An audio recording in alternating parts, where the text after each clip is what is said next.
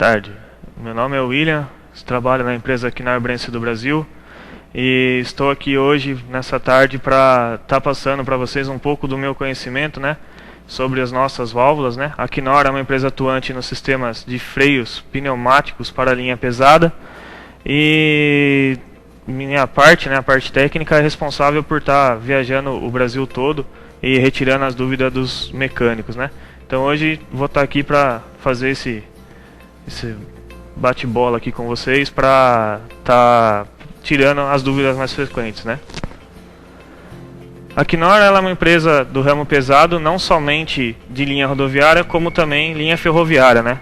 Knorr, um sobrenome alemão, e Brense em alemão significa freios, né? Por trás desse nome existe um nome, né? O senhor George Knorr, que fundou a empresa em 1905 lá em Berlim, né? E atualmente o grupo conta com 80 fábricas dispostas em 27 países. Como vocês podem ver aqui no slide, cada pontinho amarelo desse é uma Knorr no mundo, sendo que o Brasil é a única Knorr que produz todos os tipos de válvulas, ou seja, cada unidade no mundo é especificada em um tipo de produto. Um exemplo, Knorr da Alemanha só faz compressor. O Brasil, devido à logística, ele faz todos os tipos de produtos, desde o compressor até o freio a disco. A Knorr nasceu, como eu disse, lá em 1905 na Alemanha, e em 1954 ela veio para o Brasil através da MWM Motores. Em 1978 ela saiu de dentro da MWM e veio ser disposta em Santo Amaro, como vocês podem ver no slide aqui. A parte de cima do slide é onde cuidava do ferroviário, e a parte de baixo é onde cuidava do rodoviário. O que acontece? Hoje a Knorr não está mais em Santo Amaro, ela se encontra em Itupeva. Como a gente pode ver, ela ocupava uma área de 34 mil metros quadrados lá. E devido ao seu nome, a sua grandeza, já não cabia mais a nossa produção lá. Nosso mix de produção ficou muito grande para uma planta tão pequena. Em 2007, meados de 2007, foi feita uma pesquisa na região e encontraram em Itupeva um terreno atual de 153 mil metros quadrados. E hoje já não existe mais aquela divisão, né? O ferroviário de um lado e o rodoviário do outro. Hoje todo mundo trabalha junto.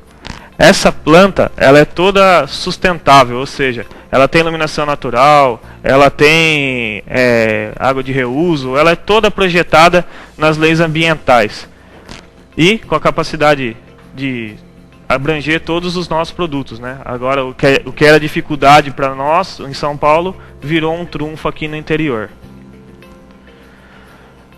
Por que podemos dizer, né, que os nossos produtos são originais, que os nossos produtos eles são requisitados pelas montadoras, né? Quando a gente pega um produto que a gente diz ser de menor, ser menos reconhecido, né, no mercado, a gente pode observar a embalagem deles e ver que eles possuem alguma certificação, alguma ISO da vida, uma ISO 9000, ISO 9001. Uma ISO nada mais é do que um conjunto de normas, né, a serem seguidas para se adequar a um produto. A Knorr ela conta com outro tipo de ISO, uma classificação um pouco acima, né? Ela conta com a ISO TS. Então nós possuímos, como vocês podem ver no slide aqui, a ISO TS 16949, que é a que cuida das normas técnicas da empresa. Ou seja, cada montadora tem o seu tipo específico de montagem. A gente é auditado todo ano com relação a cada montadora para ver se a gente está seguindo esses padrões de ISO. A gente tem a ISO QS, que também é uma ISO que a montadora exige, tem que ser conforme as montadoras pedem, né? E quem garante isso é QS 9000. ISO 14001 isso não precisa nem falar, né? Quem não tiver essa é um certificado ambiental, quem não tem essa está fora do mercado, né? Hoje em dia, cada vez mais a gente tem que se preocupar com esse aspecto ambiental. E por último e não menos importante, a gente tem o corporativo, né? O certificado do grupo.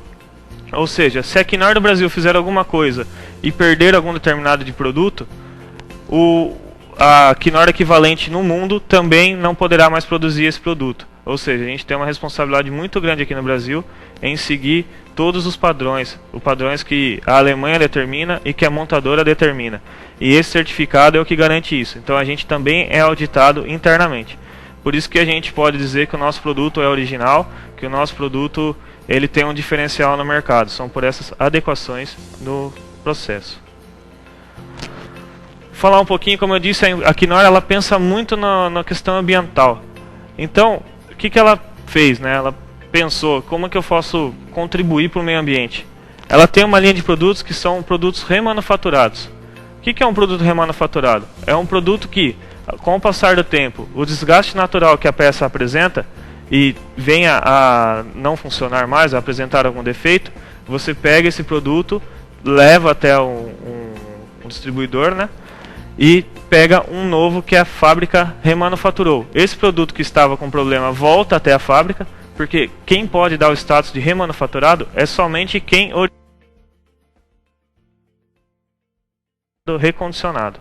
Então, esse produto que aparentemente estava com problema volta para a Knorr. Lá ele é feito todo o processo, feito as medições, feito tudo que precisa para saber se aquele produto pode voltar ou não para o mercado. E ele é montado novamente na linha de produção, a mesma linha que montam de montadora. Então o produto remanufaturado ele passa na mesma linha que monta de montadora. Aquele produto que sai novo e vai para reposição e vai para montadora, o remanufaturado também passa nessa mesma linha.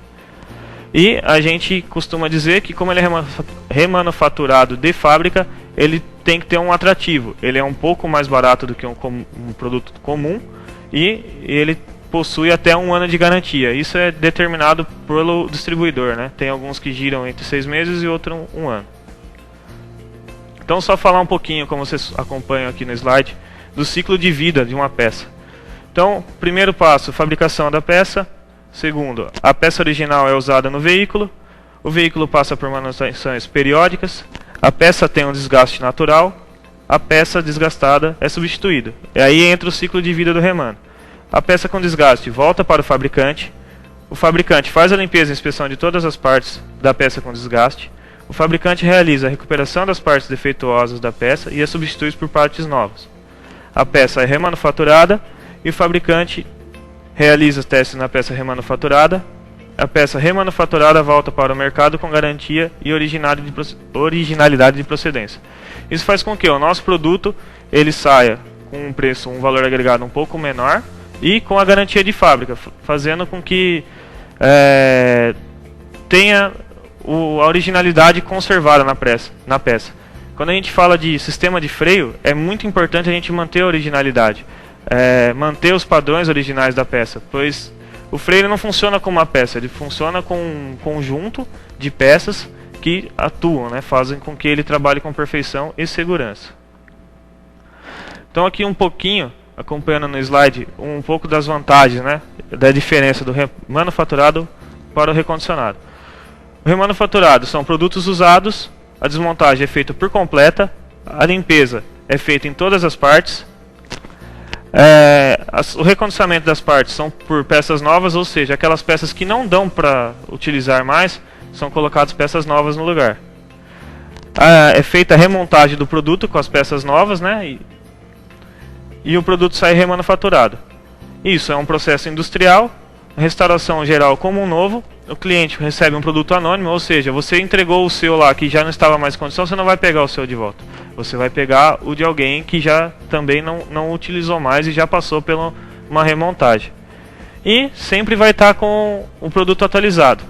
Já o recondicionado não, são produtos defeituosos, ataca na detecção de problema, ou seja, se você pegou um compressor e ele deu um problema no cabeçote, o cara vai trocar o reparo do cabeçote e vai fechar e vai te devolver. Ele não vai olhar o pistão, não vai olhar o virabrequim. Isso pode acontecer o quê? Que se ele sofreu algum impacto, o pistão e o virabrequim, volte a ocasionar o dano ou o defeito em pouco tempo, né? Diferente da peça nova. A desmontagem da parte com defeito, ou seja, se o problema no cabeçote, ele vai desmontar só o cabeçote.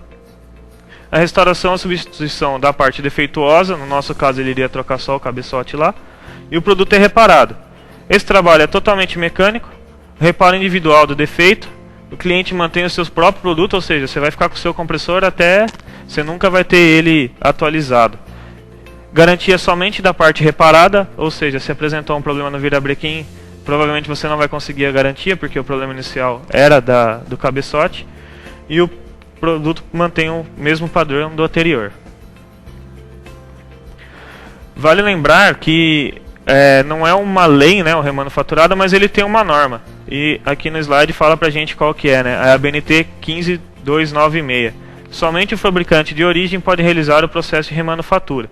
Ou seja, igual eu comentei antes, somente pode-se dizer que um produto é remanufaturado quando o criador, quem deu a origem a ele, é quem faz esse serviço. Qualquer outro tipo de serviço é considerado recondicionamento.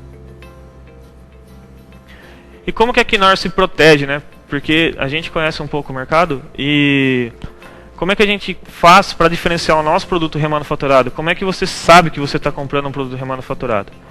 Primeiro, a gente vai reparar aqui, ó, no slide aqui, o símbolo da remanufatura com o K e ao lado o símbolo da ANRAP, Associação Nacional dos Remanufaturadores de Autopeças. Esses dois símbolos vão estar na caixa. Quando a gente fala de compressor, ele vai estar pintado de verde. E as válvulas e freio-a-disco estão pintadas de preto. Tá, mas aí eu consigo pegar uma tinta e pintar, né? Faço recondicionamento e pinto. As nossas plaquetas originais são pretas. E as do remanufaturado são azuis. E elas possuem um lacre. Se ele for violado, é perceptível. Então, para saber que o produto remanufaturado é original e é da Knorr, tem que estar na caixa, com os símbolos da ANRAP e da remanufatura. O compressor pintado de verde, as válvulas e os freio-discos pintados de preta e a plaquetinha azul no produto. Aqui é a nossa linha de produtos, como vocês podem ver no slide. A gente tem compressor, freio-disco, secador de ar, válvula de proteção a 4 circuitos e midi-servo. Tem um problema no APU. Identifiquei que é na 4 vias, eu tiro só a 4 vias e troco pela remano. É só no secador? Tiro só o secador, levo lá no quem possui os nossos produtos. Todo o Brasil já tem, né? Todos os distribuidores já têm os nossos produtos remanufaturados. Então eu levo lá e faço a troca por um novo. Vamos entrar agora na parte da linha dos nossos produtos. Os nossos produtos, eles possuem uma plaqueta de identificação. Para quê? Para a gente poder saber que produto é que produto. Na hora de comprar uma peça, na hora de efetuar um reparo, ou até mesmo saber que tipo de reparo utilizar, essa plaqueta nos auxilia. Então a gente vai acompanhar aqui no slide. Essa primeira linha, tipo, é a família do produto.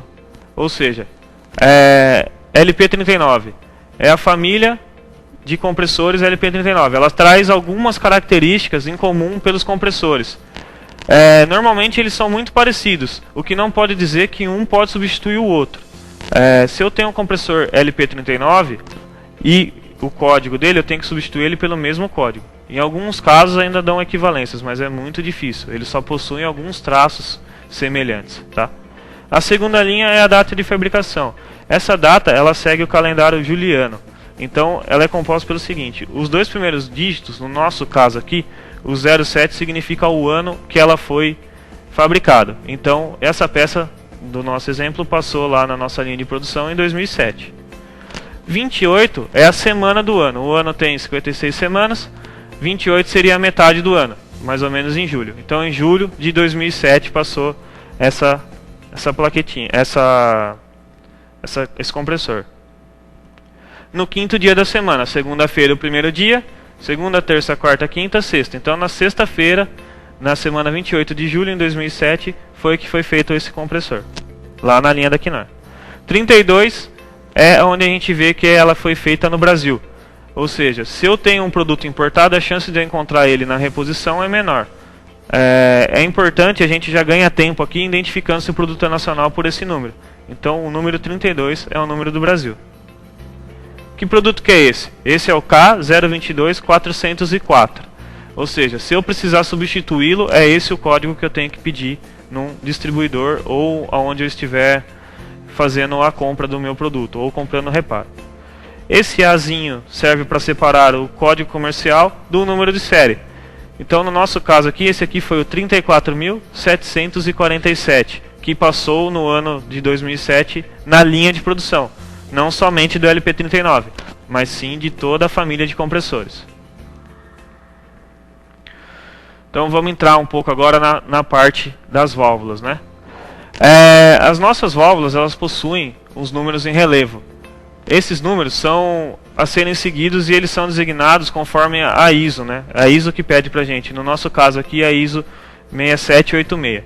Então sempre que a gente tiver uma válvula Knorr, a gente acompanha aqui no slide, número 1, entrada. No nosso caso aqui, para exemplificar, 1.1, entrada de ar primária. 1.2, entrada de ar secundária. Número 2, saída de ar. No nosso caso aqui, 2.1, saída de ar primária. 2.2, saída de ar secundária. 2.3, saída de ar terceira. E 2.4, a quarta saída. 3, exaustão. E 4, sinal pneumático. É fácil de lembrar. 1, entrada. 2, saída. 3, exaustão. E 4, sinal. Todas as válvulas tem que seguir essa determinação, essa nomenclatura de numeração. No caso de compressores, também tem os números a ser seguidos. O padrão da ISO DIN 6786.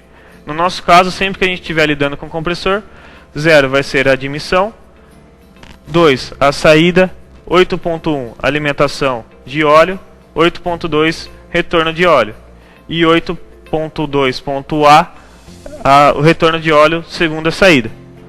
9.1 entrada de água, 9.2 saída de água. Falando em compressores, a gente tem vários tipos, né? Eles se diferenciam como regulado ou governado. Se eu tenho um compressor regulado, quem vai fazer a parte dele trabalhar em alívio é um regulador de pressão. Se eu tenho ele governado, quem faz a parte dele trabalhar em alívio é um governador. Antigamente era uma pecinha na lateral e hoje nos mais modernos é integrado dentro do cabeçote. Ele pode ser monocilíndrico ou bicilíndrico.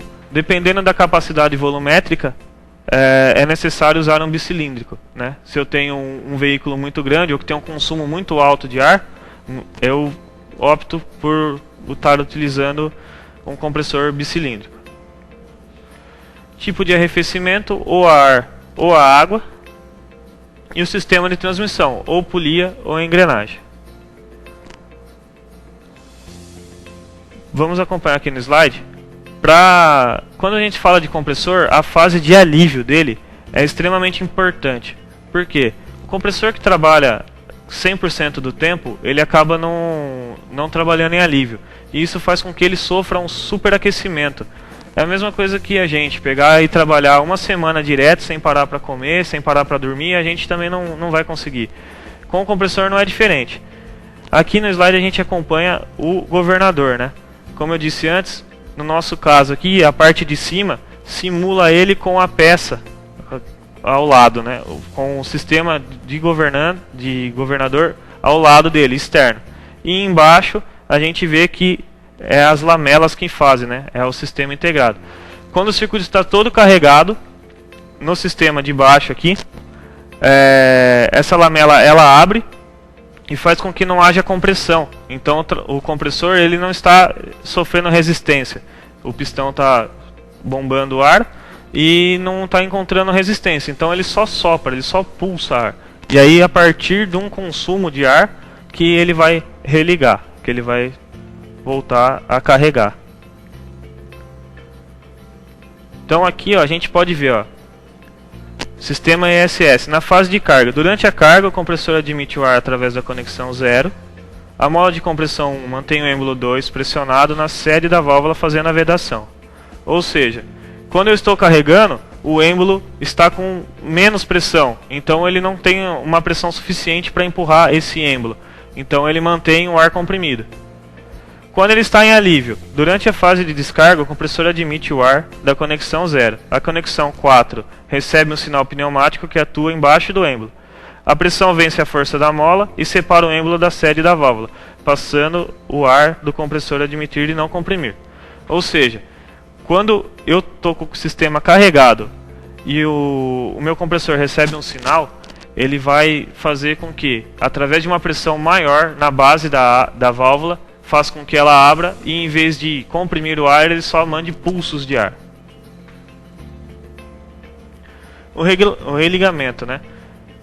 Como a gente acompanha aqui no slide, à medida que a pressão do reservatório é consumida, ocorre a inversão de forças, voltando o êmbolo a vedar a sede. Então eu tinha uma pressão maior, uma força contrária, e a partir do momento que eu consumi o ar no meu sistema de freio, eu não tenho mais essa força contrária. Então o meu ar vai saindo, né? Vai sendo consumido e fazendo com que a mola que fazia o alívio atuar e o sinal também, o ar que estava ali, seja consumido, fazendo com que o compressor volte a atuar e carregar o sistema. Como é que isso é feito no sistema regulado, né? Vamos acompanhar aqui no slide. Durante a fase de carga, o compressor admite o ar através da conexão 0. O ar entra no regulador de pressão através da conexão 1 e passa para o sistema até atingir a pressão de regulagem. Ou seja, eu tenho uma pressão que eu quero que seja a pressão de alívio do meu compressor.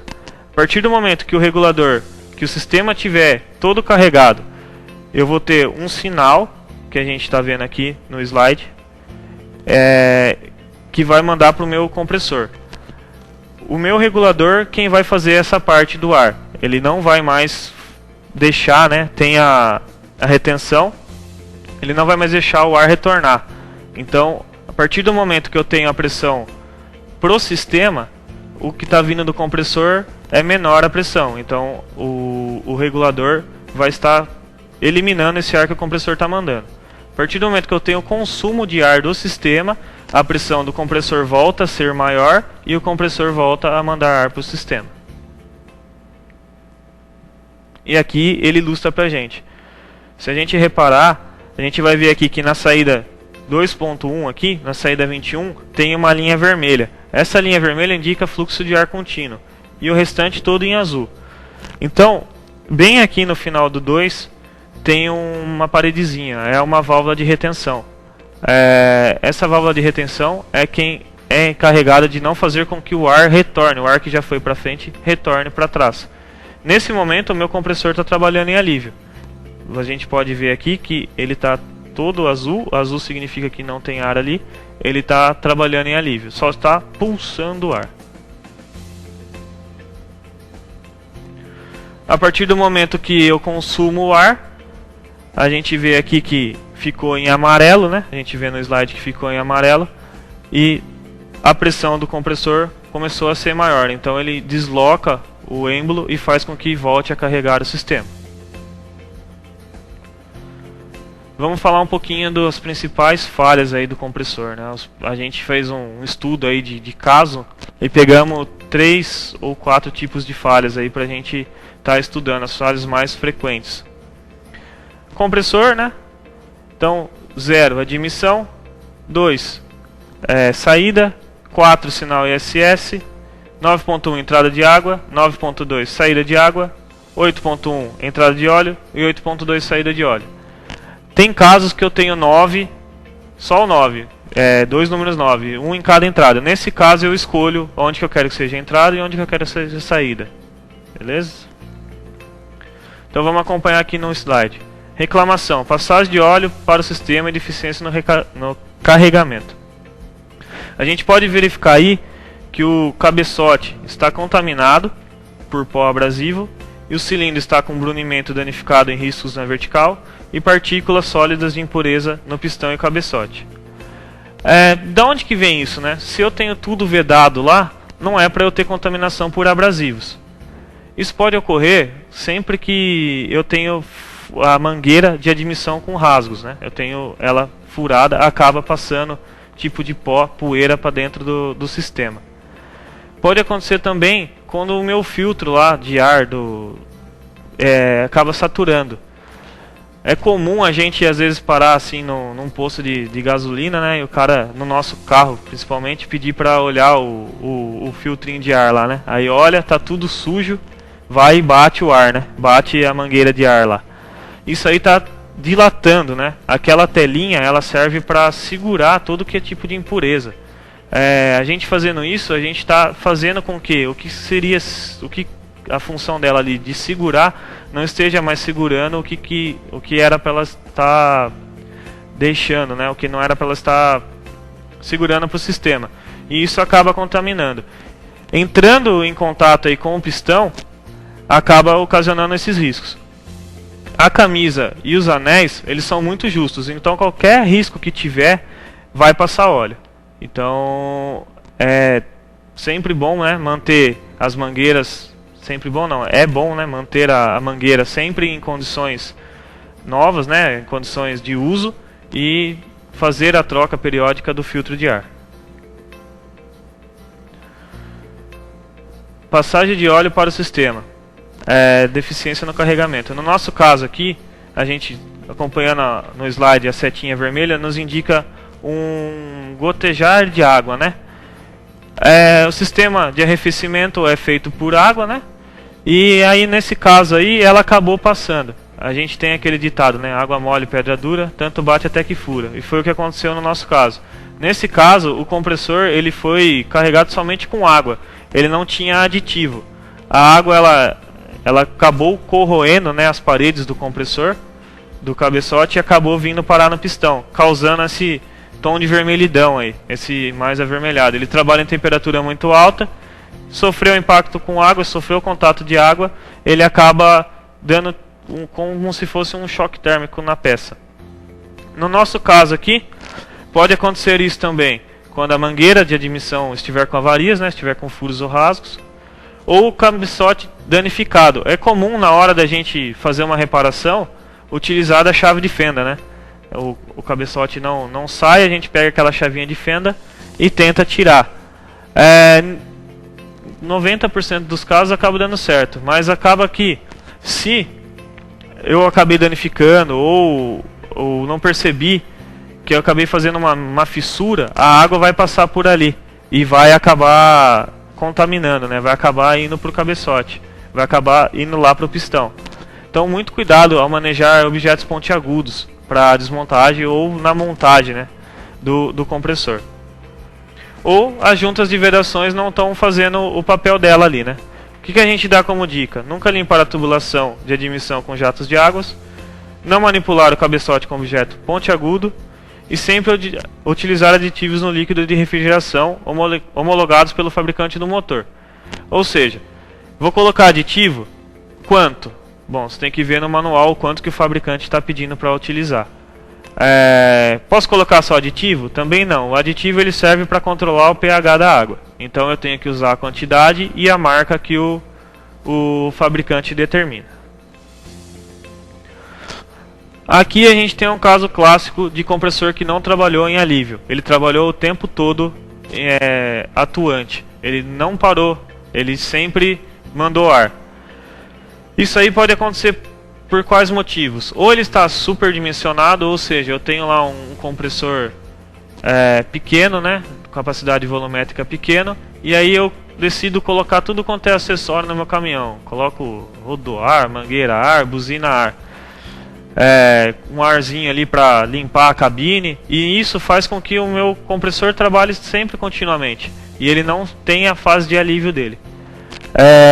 Outra coisa que pode acontecer, esse compressor já passou tanto por reparação que ele já não tem mais aquela propriedade, ele já sofreu os desgastes naturais dele, então ele está com vazamento, ele não está 100% mandando ar para o sistema, ele está tendo alguma perda de ar. Ou também o sistema pode estar com algum tipo de avaria, né? Pode estar ocorrendo alguma fuga de ar aí pelo caminho.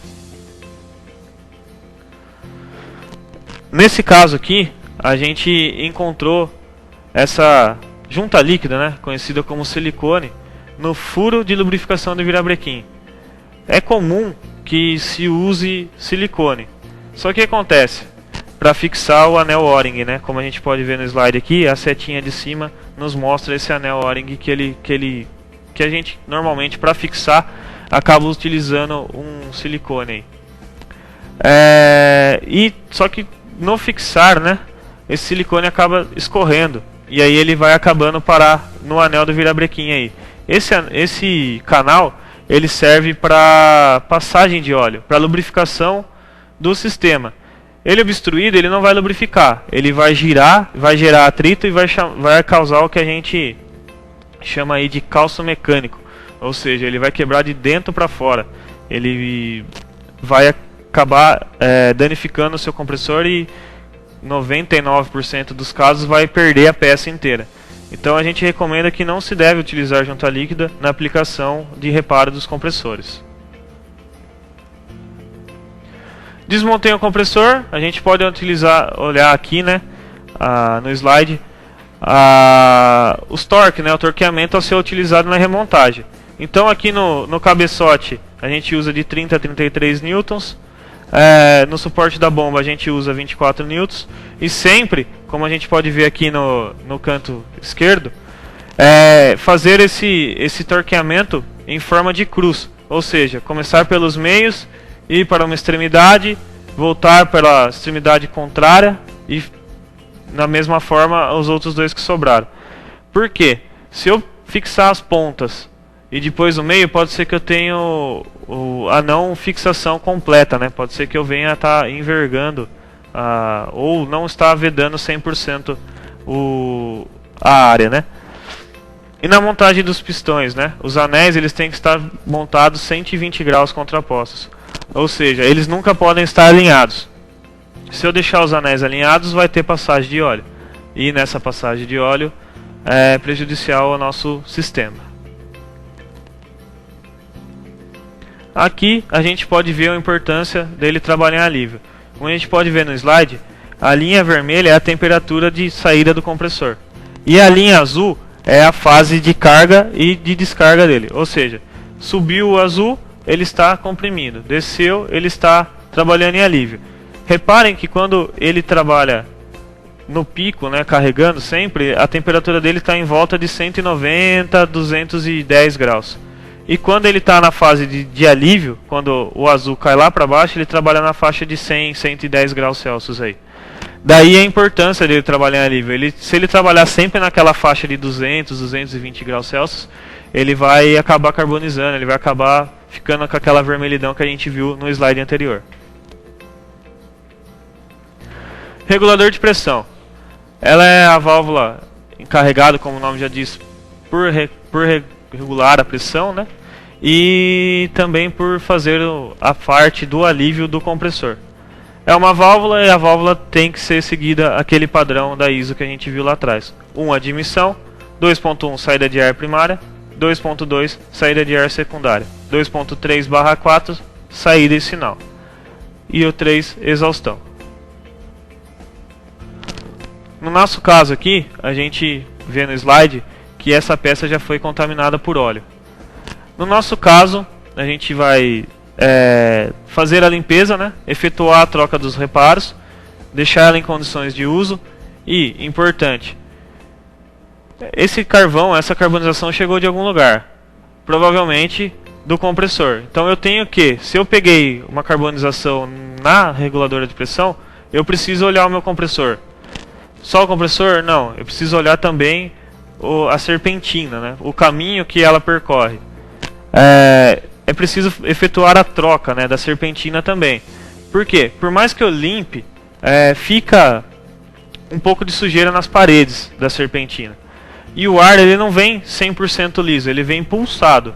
Então nesses pulsos de ar, acaba com que o que tenha de vestígios de impureza acabam vindo e contaminando as válvulas. Como eu disse, o freio ele atua de uma forma 100% segura desde que todos os componentes estejam no seu funcionamento. É preciso sempre manter o sistema limpo e sempre adequado, sempre na maior parte ou 100% original, tá? Aqui a gente tem o demonstrativo de como que é feito aqui o sistema. A gente pode acompanhar o primeiro estágio é o fluxo de ar contínuo, ou seja, eu tenho ela carregando. No segundo estágio, eu tenho ela totalmente carregada e o reservatório também carregado.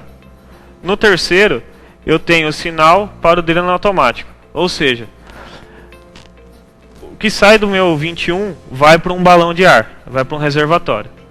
Qual que é a função desse reservatório, além de armazenar o ar, quando eu não tenho uma APU, quando eu não tenho uma unidade de tratamento de ar? Ao ficar carregado o sistema, o ar vai estar lá dentro acumulado. Então, se eu tenho pressão acumulada por muito tempo, ela acaba condensando. Então eu tenho lá água e ar. Eu tenho a água ocupando o espaço do ar. Aí o que acontece? O sistema carregou, vai estar lá no painel para o motorista dizendo que está carregado o sistema. Ele está lá andando, tal, pisa no freio, cai para mais da metade. E aí ele vai encostar na oficina e falar: tá tudo vazando aqui, não tô tendo freio. Tava carregado, mostra que eu tô lá com o sistema todo carregado, só que eu piso no freio e cai tudo. O que acontece nesse caso? Eu tenho água ocupando o espaço do ar. Eu tô lá mostrando que eu tenho um tanto de ar, mas na verdade eu tenho água. No nosso caso aqui, a 3, né, a figura 3, ela mostra esse sinal mandando para o dreno automático do balão. Ou seja, quando ela recebe esse sinal, ele faz a drenagem da água que está lá no reservatório. E o quarto sinal, como eu já expliquei anteriormente, é o alívio atuando. Então eu tenho aqui, como eu disse, em vermelho, o fluxo de ar contínuo. E eu tenho a saída aqui, a setinha vermelha, dizendo por onde que esse ar está saindo. O que já foi aqui no 21 já está lá na frente, não volta. E o ar que está vindo do compressor está saindo pela exaustão aqui, ao lado da exaustão. Quando eu não tenho balão, eu tenho uma APU, né? E aí a APU ela já vem com um filtro secador. Esse filtro secador, como a gente pode ver aqui no slide, essa parte mais escura em cima do secador, é ela que é encarregado por retirar a impureza, né? Por retirar tudo que é umidade do ar, né? O mais novo modelo da Knorr, ela, além de tirar a umidade, ela separa o óleo e separa o carvão. Ou seja, fazendo com que o ar vá mais puro ainda. Como é que é feito isso? Eu tenho a saída do ar, né, do compressor, e entra no secador. O ar entra, passa pelo filtro secador e é retirada todas as impurezas. A partir do momento que eu tenho o sistema todo carregado, esse secador ele recebe um sinal e faz o fluxo contrário, ou seja, ele manda o ar que foi para o reservatório regenerativo, manda no fluxo contrário, efetuando a limpeza dele. Ou seja, a exaustão dele vai sair tudo que é impureza que ele reteve. É uma válvula, ele tem uma nomenclatura a ser seguida, né, os números a serem seguidos. Então, entrada e admissão, ou seja, o que vem do compressor lá, do 2 do compressor, vai entrar no 1 do secador. 2.1, saída de ar primária, né? Ou seja, o que vai mandar lá para a nossa 4 circuitos. O 2.2, saída de ar secundário, o que vai mandar para o reservatório regenerativo, que vai fazer a limpeza, né? O ar que foi para o regenerativo é um ar limpo, é um ar que já foi tratado. Ou seja, a hora que ele volta, ele é um ar limpo que está fazendo a limpeza. 2.3/4 é o sinal, é o que vai mandar para o compressor lá trabalhar em alívio. E o 3, exaustão. No nosso caso aqui a gente pegou um exemplo, né, de um filtro que já está saturado, né. Aí aqui a gente costuma fazer a seguinte pergunta, né, e em 90% dos casos as pessoas acabam respondendo a resposta errada, né. A gente sempre pergunta aqui, para vocês, no ar, foi bom, o ar que foi para o sistema foi bom ou foi ruim, vendo essas 3 fotos? E a resposta é sempre que o ar foi ruim. No nosso caso aqui, é que como é uma foto a gente não consegue identificar, mas essa parte central estava seca, ou seja, o filtro fez a função dele, ele segurou tudo que era umidade e tudo que era carvão. O ar que foi para o sistema, ele foi bom, não foi um ar contaminado. Porém, essas fotos não estão aqui à toa. Chegou nessa situação, tem que ser efetuada a troca. Tem que ser feita a troca.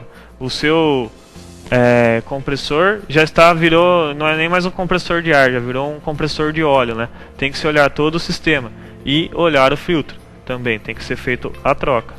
No nosso último aqui, como mostra o slide, a última foto já é um caso em que o filtro segurou tanta umidade que a sílica acabou até dilatando e saturou. Ela acabou até saindo, né?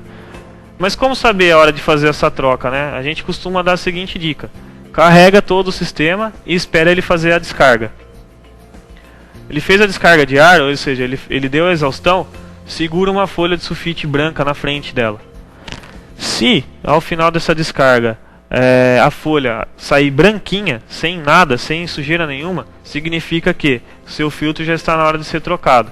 Porque toda sujeira que era para ele estar segurando, ele não está mais segurando.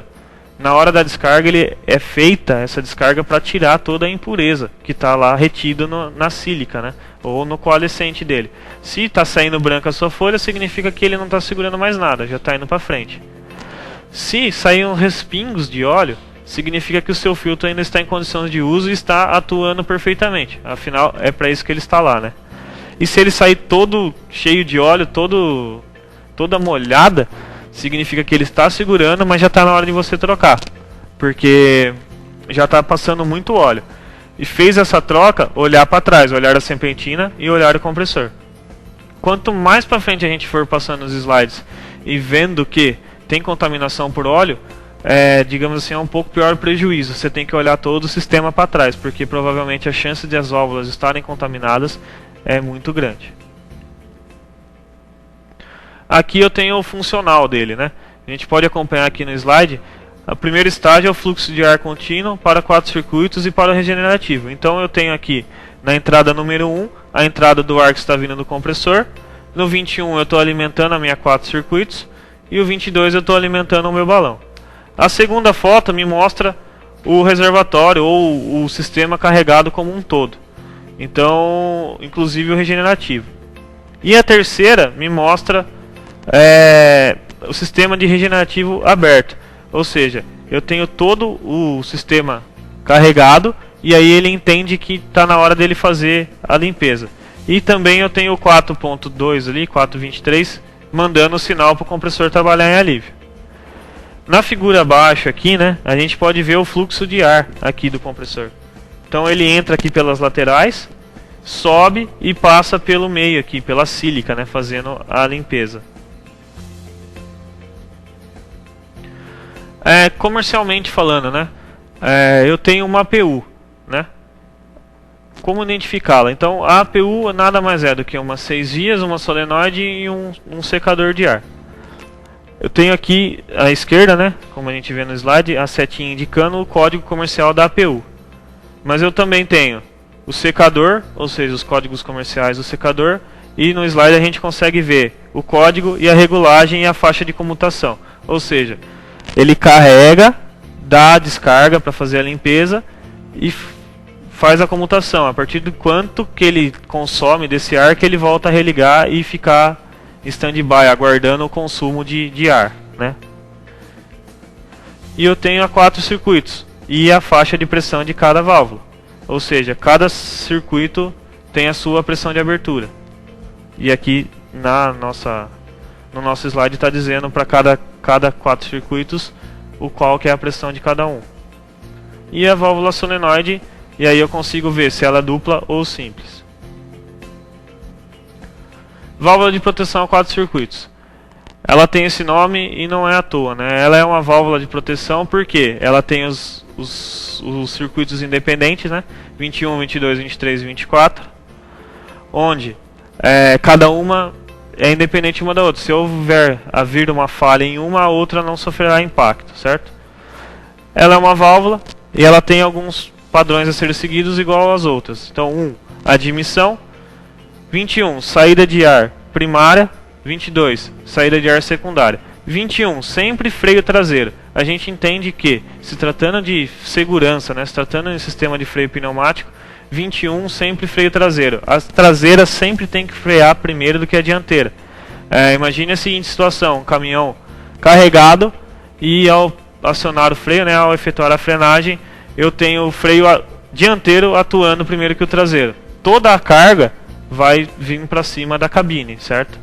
Se eu tenho o traseiro, primeiro eu estou freando atrás e depois eu freio à frente. Isso é uma forma de frenagem mais segura.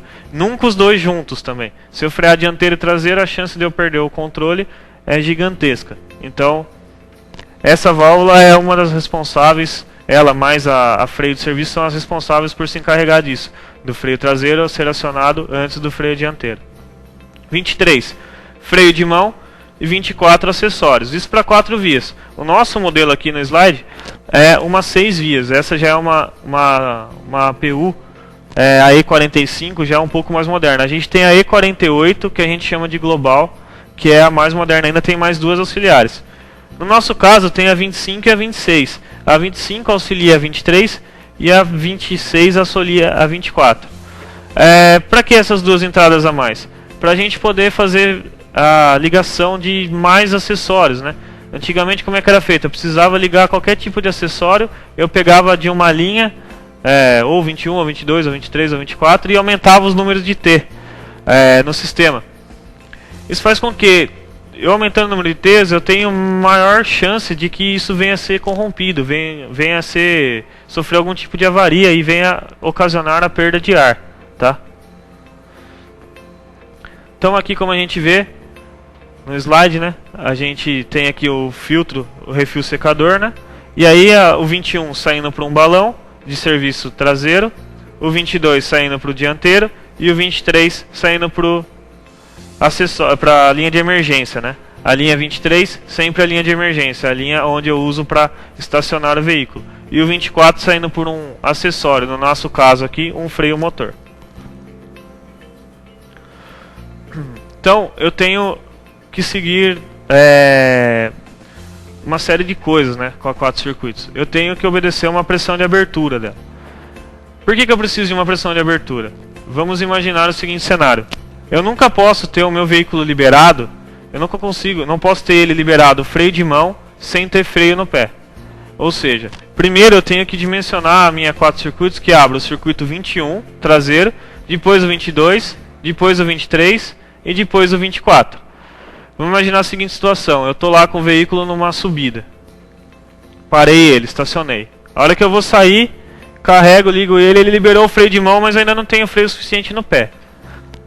Ligo ele e saio. Nesse momento tem alguém passa, ou um cachorro passa na minha frente. Eu preciso pisar no pé. Eu não vou ter freio suficiente para parar o veículo. O reflexo natural é puxar o freio de mão. E no que eu puxo do freio de mão, a mola vai descomprimir numa velocidade maior, né, numa força maior do que o normal, e pode vir a ocasionar danos, né? Vai arrastar, ou posso vir a estourar todo o sistema, né? Pode comprometer o sistema inteiro. Então, para isso não acontecer, a gente faz com que sempre o ar vá primeiro para 21, depois para 22, depois para 23 e 24.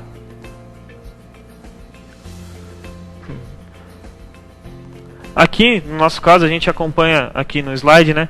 Então, após pressurizar os circuitos de freio de serviço, o ar flui para os pórticos 23 e 24, pressurizando os circuitos de freio estacionário e auxiliar. Existindo uma falha em um dos pórticos 21, 22, 23 ou 24, o mesmo permanece bloqueado e o sistema continua funcionando com a pressão de emergência. Ou seja, se eu tiver uma falha em qualquer um dos quatro, né, dos 4 principais, ele permanece bloqueado e ele começa a receber pulsos de ar dos outros sistemas, com exceção do 21. Se eu tenho uma queda de pressão nas 6 vias, na E45, que é a mais nova, ou na global, a E48, a partir de, normalmente, uma queda para 4 bar e meio, a linha 21 sempre trabalha, ou na maioria dos casos trabalha com 10 bar de pressão, a 22 com 10 bar e a 23 e 24 com 8 bar e meio. Se essa de 10 bar, a 21, cair para 4 bar e meio, eu tenho um sistema de segurança chamado EG, ou seja, eu começo a liberar o ar da linha 23. A linha 23 é a que cuida da parte de estacionamento. Ou seja, eu estaciono o veículo quando eu retiro o ar do sistema. Eu tenho lá 8 bar e meio segurando uma mola. E quando eu começo a retirar o ar do sistema, puxando o freio de mão, a mola começa a se descomprimir, né? Começa a atuar.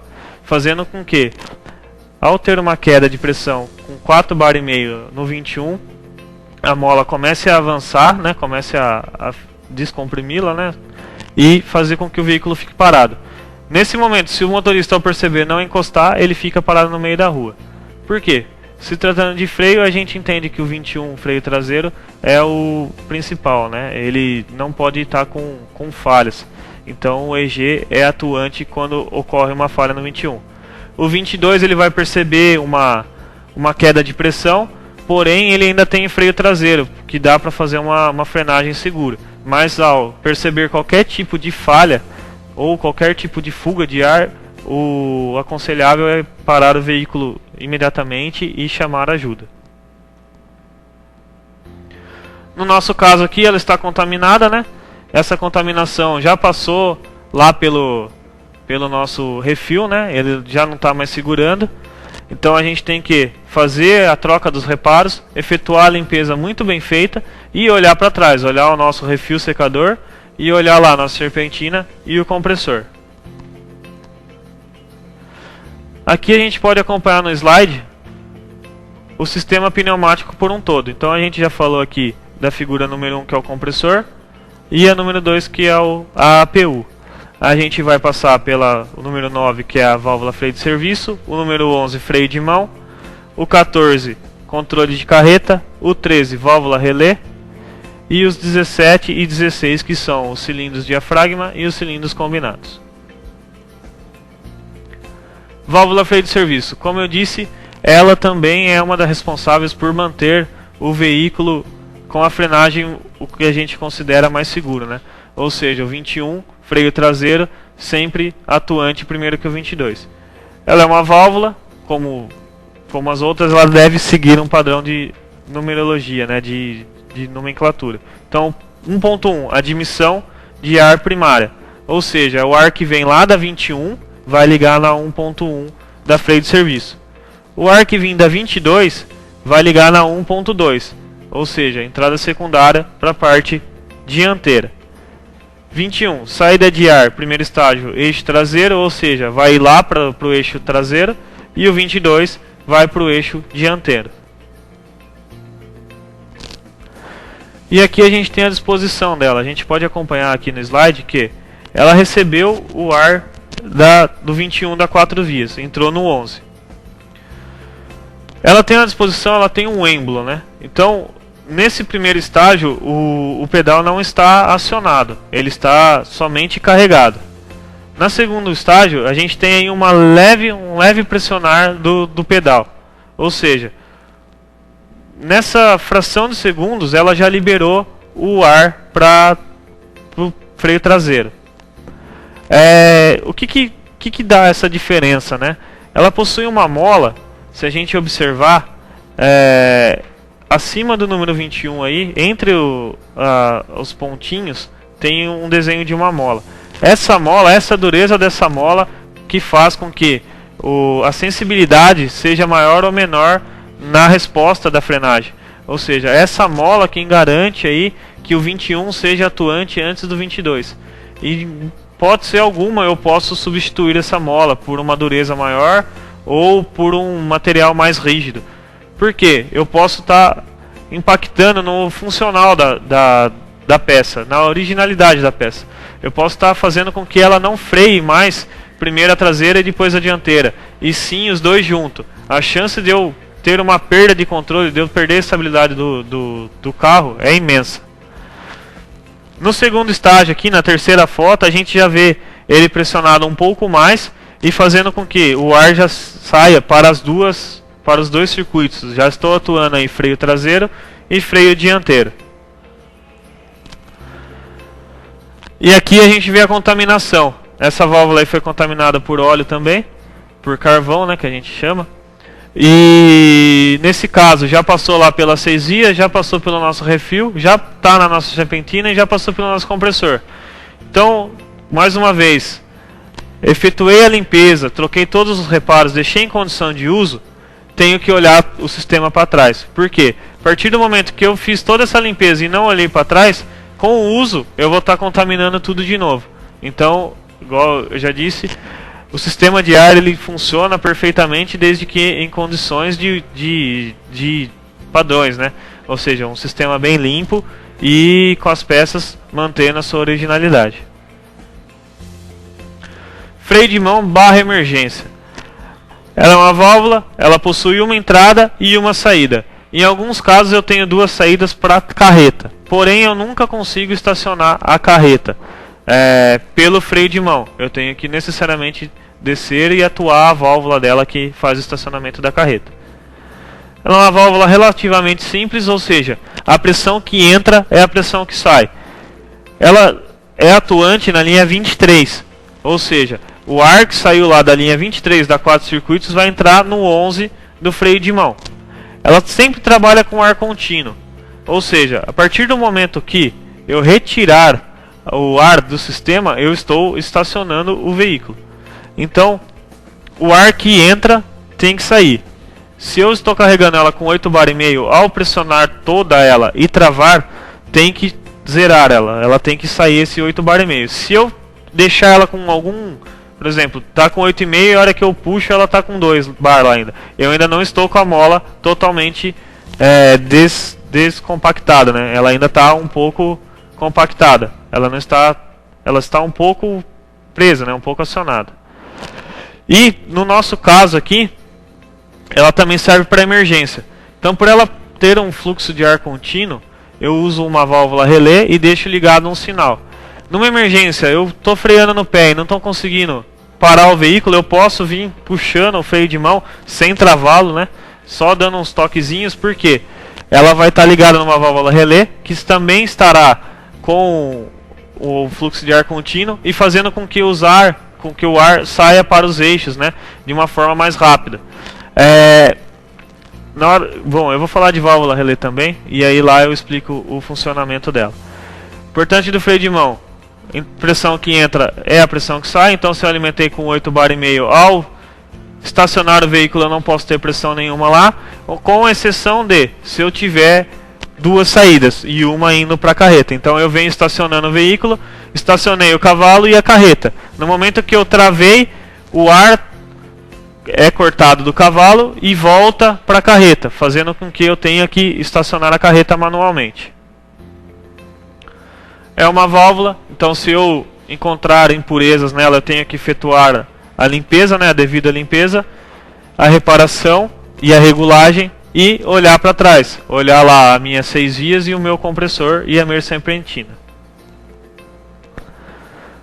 Aqui eu tenho, como a gente pode ver no slide, ele me fala aí o ângulo morto, ou seja, antes de começar a retirar a pressão do sistema, ele tem um ângulo que ele não causa impacto nenhum no sistema.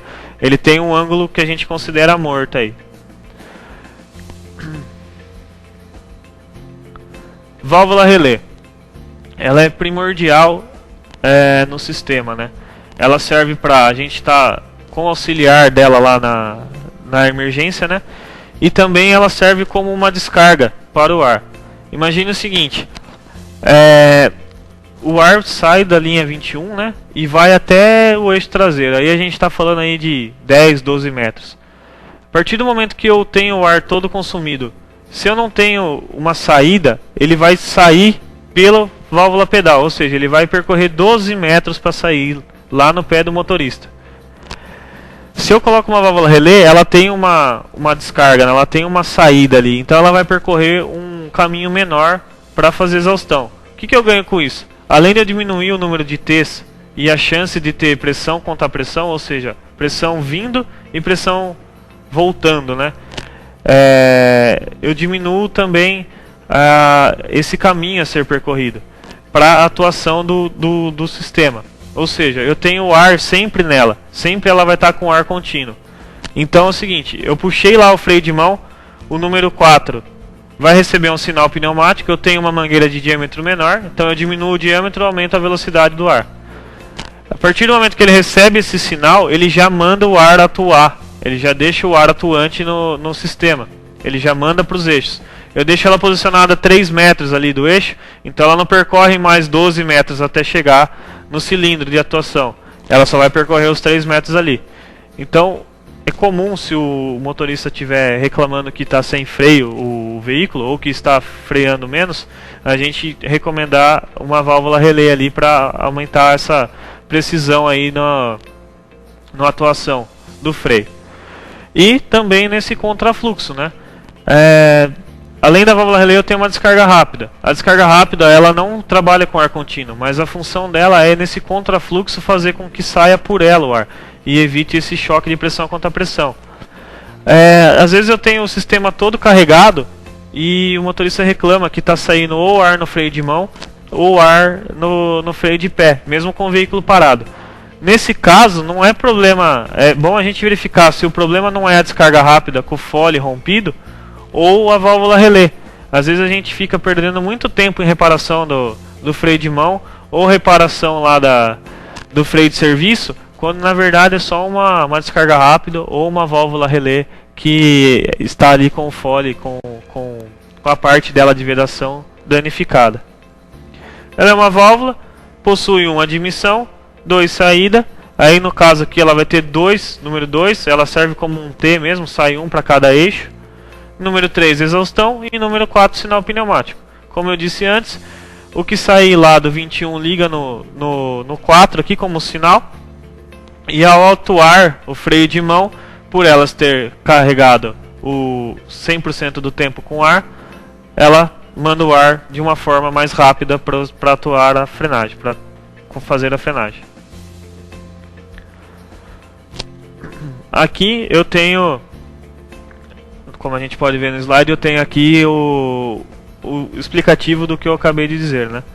Então eu tenho a entrada do ar e ela totalmente carregada e ela atuante. A contaminação dela, por ela ficar muito próxima do eixo ali, é sempre por terra. Ela pode ser contaminada por carvão, só que lembra que eu disse que ela fica longe do sistema, ela fica próxima ao eixo. Se eu já cheguei na contaminação dela de carvão, o meu encanamento todo o meu sistema para trás vai estar contaminado também.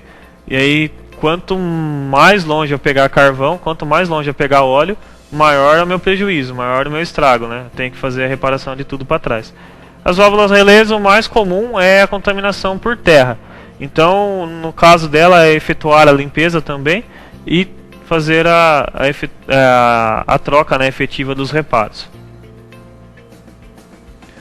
E eu tenho a descarga rápida. A descarga rápida, ela tem uma entrada e 2 saídas e uma exaustão. Para quê? Para o contrafluxo. Normalmente ela fica no eixo dianteiro. Por quê? Porque o eixo dianteiro eu não tenho a parte de emergência. Ou seja, eu estaciono somente as rodas de trás. A parte da frente eu não tenho o cilindro estacionário. Então normalmente eu utilizo a válvula de descarga rápida ali no sistema dianteiro ali para fazer o fluxo de ar contínuo, ou contrário. E aqui no slide a disposição dela. Então eu tenho uma entrada e 2 saídas, uma para cada eixo, e 3 exaustão. Na foto da direita a gente está vendo aqui um fluxo de ar contrário, ou seja, o folezinho dele está acionado, ou seja, o ar que foi ele não volta e vai sair pelo número 3, que é a exaustão da válvula. Aqui no nosso caso a gente já tem ela ilustrada aí com contaminação por óleo, né, por carvão. E aí é o que eu acabei de dizer, quanto mais longe eu pegar, maior o meu estrago. Eu tenho que efetuar a limpeza, fazer a troca dos reparos, né, originais. Só que eu tenho que olhar todo o meu sistema para trás. Tenho que olhar meu compressor, tenho que olhar minha serpentina, olhar meu refil secador, tenho que olhar a minha 4 vias, olhar os meus freios de serviço e meu freio de mão. E o encanamento. Não adianta eu efetuar a troca parcial, porque conforme o ar for sendo enviado para o sistema, ele vai estar contaminando o restante das válvulas. Aqui eu tenho o descritivo, né, o exemplo, né, no slide aqui a gente pode acompanhar o exemplo da utilização da descarga rápida. Então eu tenho aqui a figura 9, um freio de serviço, ele está ligado no 1, né, na alimentação da descarga rápida, e cada um dos números 2 aí está ligado na entrada 11 de cada cilindro combinado. A entrada 11 do cilindro combinado é a parte de serviço e a entrada 12 é a parte de emergência. Eu não tenho saída de ar no cilindro combinado. A única saída que eu tenho para um fluxo de ar contínuo é pela descarga rápida. E a gente tem aqui a número 11, uma válvula freio de mão, ligada com sinal no número 4 da uma válvula relé. E o número 2 ligado em cada entrada 12 do meu cilindro combinado. Ou seja, na hora da emergência eu posso pressionar, né, ou acionar o freio de mão, que ele vai mandar um sinal para minha válvula relé, que consequentemente vai mandar ar para cada parte, para cada cilindro, e fazer com que a mola atue, né, fazendo com que a haste acione o freio. Controle de carreta. Ela é uma válvula que serve para amplificar o sinal, né? Para amplificar a pressão para o eixo, para a carreta, né? Como o próprio nome dela já diz. É primordial que sempre se freie a traseira e depois a dianteira. Isso para a carreta também. Então o que acontece? Ela vai amplificar o sinal lá para o último eixo para que venha freando de trás para frente. Sempre. Ela é uma válvula. Ela tem, número 1, admissão. 2.1, saída de ar primária da linha vermelha. Nessa hora é a hora que sofre uma inversão. O 21 ele passa a ser a linha vermelha e o 22 passa a ser a linha de serviço. Ou seja, a linha de emergência atua com 8.5 bar, a linha 23. E a linha de serviço atua com 10. É comum a gente, como sempre vai falando 21, 21, 21 serviço, nessa hora ocorrer uma inversão. Caso ocorra a inversão, o veículo fica travado. E aí a gente acaba perdendo tempo achando que é um problema da válvula, quando na verdade ela só foi ligada errado. 4.1 é onde recebe o sinal pneumático da linha 21. 4.2 é onde eu recebo o sinal pneumático da linha 22. E 4.3 é onde eu recebo um sinal pneumático da linha 23. Recebendo esse sinal, ela, por estar com ar contínuo, ela vai mandar um sinal amplificado, fazendo com que primeiro eu freie os últimos eixos da carreta e assim vem até o primeiro eixo lá do cavalo. Ela é uma válvula um pouco complexa, como a gente pode ver no slide. Cada pontinho preto desse é um anel de vedação, mas ela não tem segredo para regulagem também. Ela é uma válvula até simples de se trabalhar.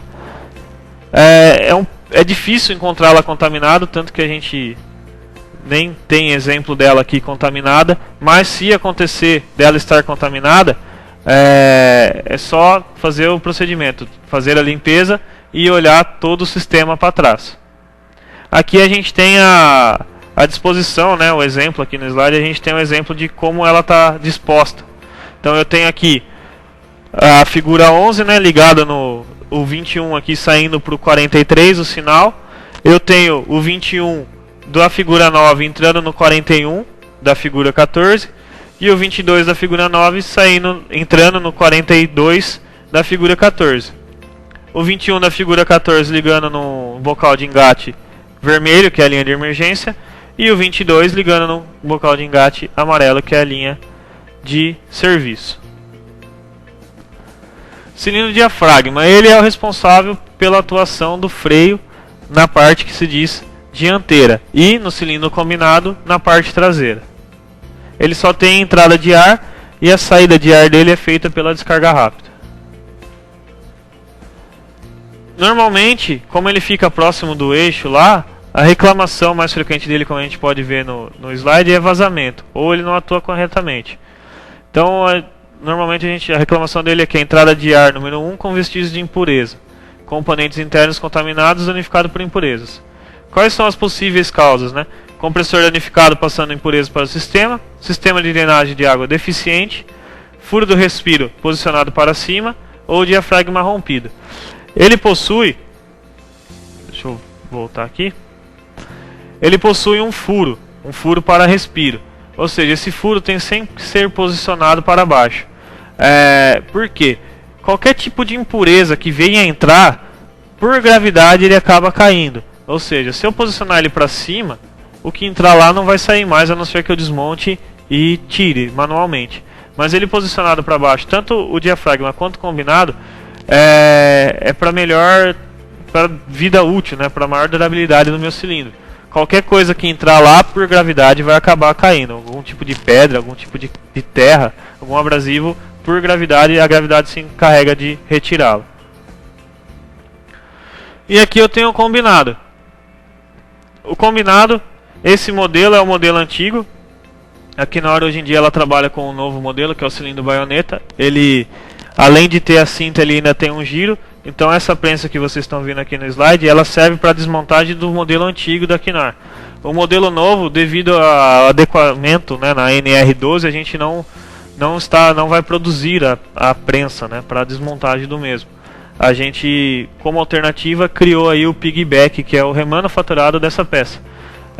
Apresentou problema na parte de estacionário, desmonta, leva até alguém que trabalhe com o nosso remanufaturado faça a troca e faça a montagem de novo. É ele quem é o encarregado por estacionar o veículo, né? A parte de trás aqui dele. A parte da frente a gente vê o 11 aqui, como a gente vê no slide. A gente vê o diafragma, né? Essas bolinhas são simbologia de mola. Então a gente já dá para ter uma ideia da diferença da mola de uma para outra.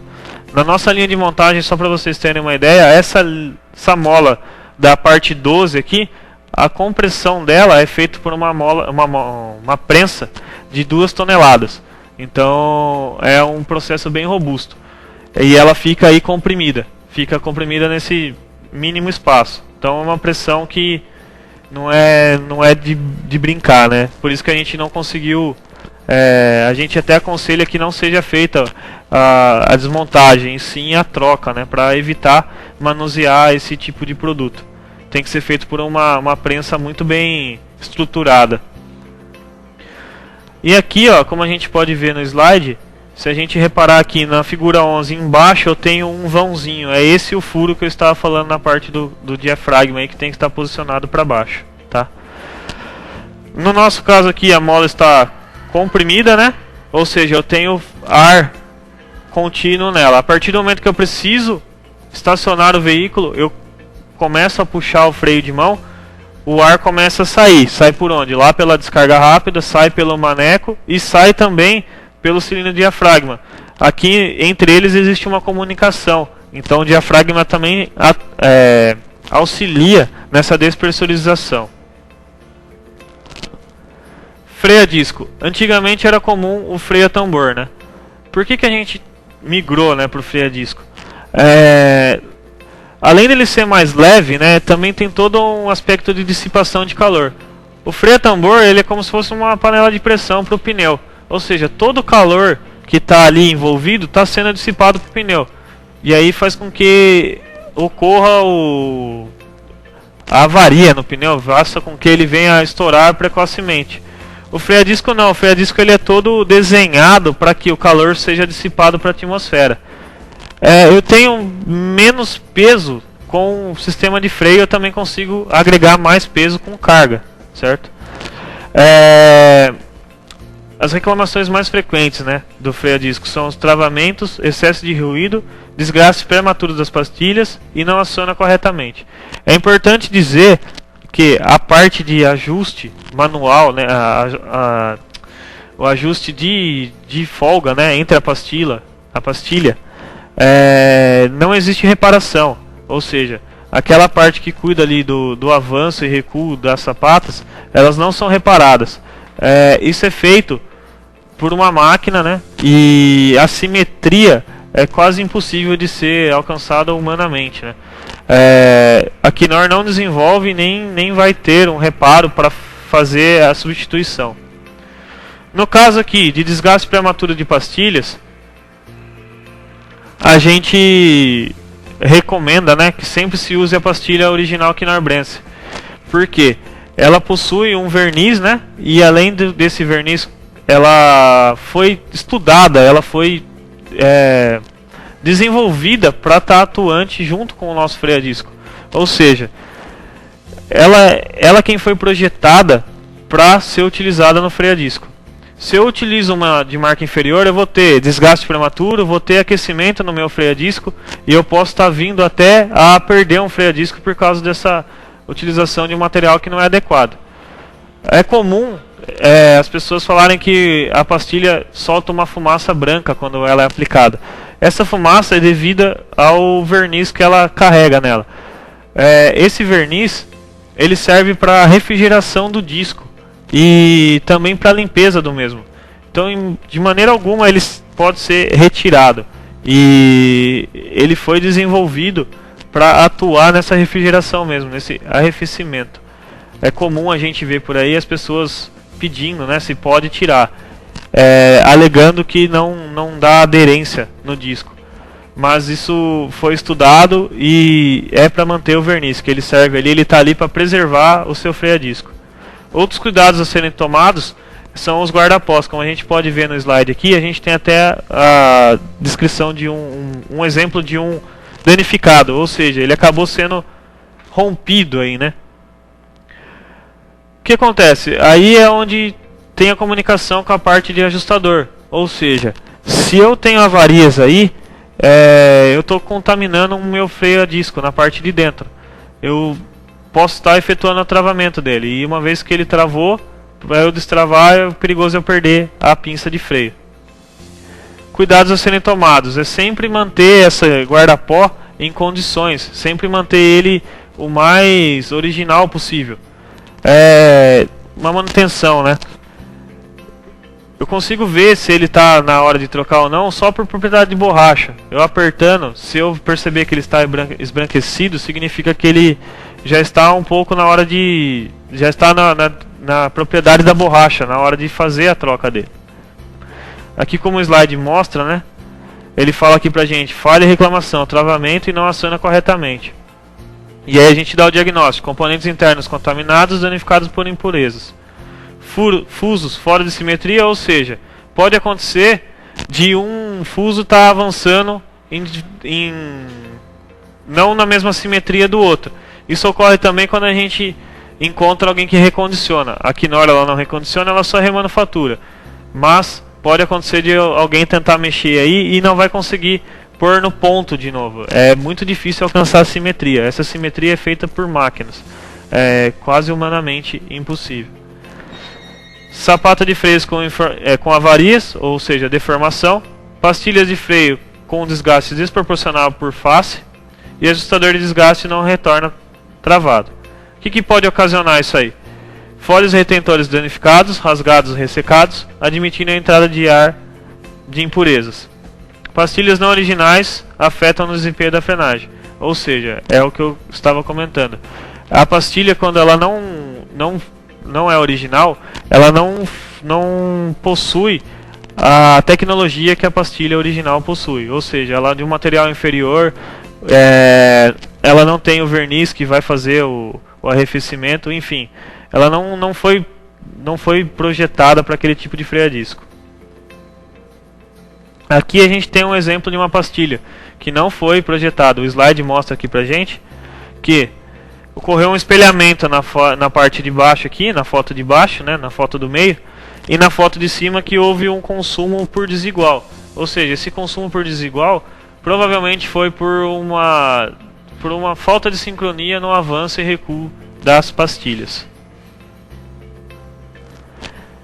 E aqui a gente volta aqui com o nosso sistema, agora já todo preenchido. A gente já visualizou as válvulas, né? Começamos no compressor, ou seja, ele é o responsável por retirar o ar da atmosfera, comprimir e alimentar o sistema. Passamos pela APU, ou seja, o filtro secador que faz a limpeza e a regulagem de pressão, e as 6 vias, né, que faz a distribuição do 21 para freio traseiro, 22 freio dianteiro, 23 linha de emergência e 24 acessórios. Passamos pela freio de serviço, que é a que faz a atuação da linha 21 e da 22, de acordo com a dureza da borracha lá. A gente viu que pode ser atuante, pode ser a sensibilidade, né, de atuação maior ou menor devido àquela sensibilidade da borracha. Passamos pela figura 11 aí, o freio de mão, que também pode ser utilizado em casos de emergência. No caso de eu perceber que não estou conseguindo parar o veículo, eu posso utilizar o freio de mão desde que eu não trave ele como um auxiliar de emergência, devido à válvula 13 aí, que é uma válvula relé, que possui ar contínuo e está mais próxima dos eixos. Passamos pelo 18, a descarga rápida. Passamos pelo 14, que é uma controle de carreta, ou seja, ela é responsável por amplificar o ar e mandar para a carreta, fazendo com que freie primeiro a traseira e depois a dianteira. Passamos pela válvula 17 e 16. 16 cilindro combinado, e ele é combinado porque ele possui um diafragma e um estacionário, ou seja, sempre no eixo de trás, que é o eixo que estaciona o veículo. E passamos pela 17, que é um diafragma, que é o cilindro atuante na frenagem do veículo. Bom, espero ter ajudado vocês, né? Espero que esse vídeo possa ter esclarecido algum tipo de dúvidas. Precisando, a Knorr está sempre de portas abertas, né? Nós possuímos aqui um 0800, onde tipo de dúvidas ou algo que não ficou muito bem esclarecido pode ser retirado a qualquer momento. tiver uma dúvida, pode ligar nesse número. É a equipe técnica que fica lá, é responsável por atender. E uma boa tarde a todos. Rapaz, trem é difícil demais.